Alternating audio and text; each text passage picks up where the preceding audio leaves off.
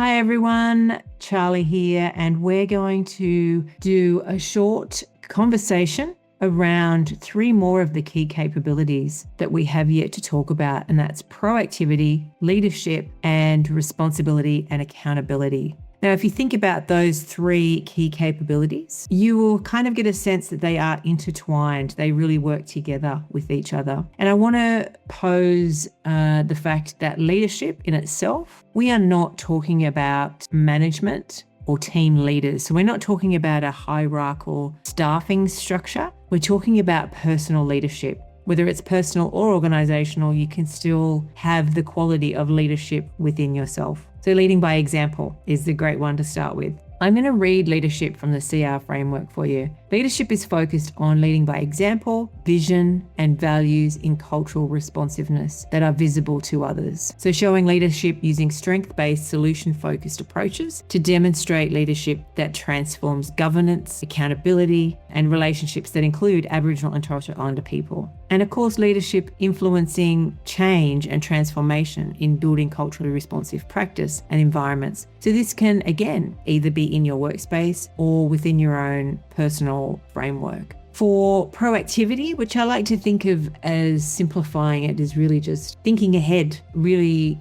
being proactive in what is coming up, what is something I can do instead of being reactive to a situation, and really thinking about what is that going to look like for that person? How can we respond? How can we be there ready and waiting? So proactivity is focused on taking responsibility for our own capability development within cultural responsiveness. It is focused on addressing all forms of racism, and it's focused on taking strength-based and nation-building approaches to practice and transforming practice through personal and organizational initiatives and innovations. So this means in your workspace, how can you look at a situation or what system is there for services for Aboriginal and Torres Strait Islander people, or for the workforce? If you have new staff come on board, how are they welcomed, treated? What are the systems that are in place for them there? And that proactivity, again, is where it connects to leadership, because you might have to be the one to point out something that isn't a fair way of working or a fair system. So the third capability in this video is responsibility and accountability, which is focused on setting and achieving shared goals and targets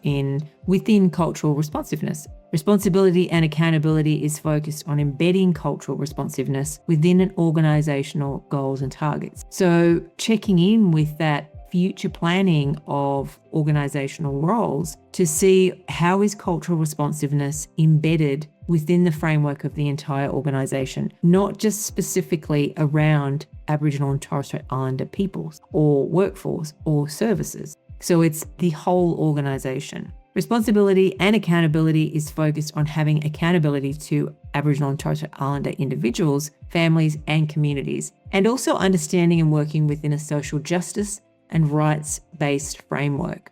So that's part of what the framework says, but I just want to kind of add to that by saying, responsibility and accountability is within a goal-setting framework, but that can be from an organizational perspective. It can also be from a personal perspective. So within this program, we like to think that each individual that takes this course, regardless of whether you were assigned to do it because you have to do it, or because hopefully in some way through this, you've also invested yourself into it and you're appreciating the value that's coming from the program. We'd like to think so. And if that is the case, then what individual goals, what individual responsibilities and accountability can you set for yourself? And we like to think of this as the 1%er framework, I guess, or the idea of what a 1%er might be for you. And by that, we mean, what is 1% of things that you can do differently that can change how you are more culturally responsive within yourself? How can you adapt and change? How can you view the world through a different lens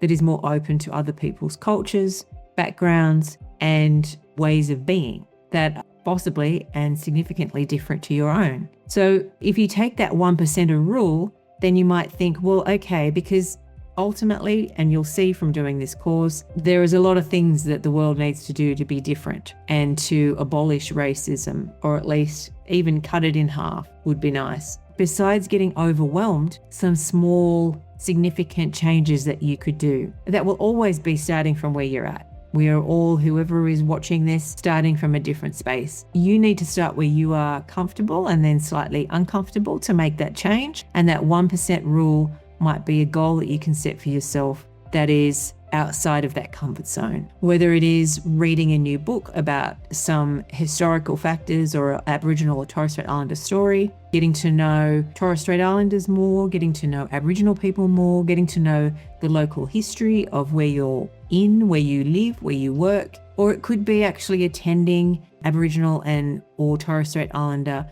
festivities or celebrations as seems right for you, just to kind of push yourself out of that comfort zone and say, well, I want to learn and adapt more so that I can understand this space better. So that's what we call the 1%ers. And I tie that back into the responsibility and accountability section because that's where we take responsibility for ourselves and what our own level of change can be in the space of the framework and the key capabilities. Thank you for listening. I hope that helped. These cover the 3 key capabilities in the framework: proactivity, leadership, and responsibility and accountability.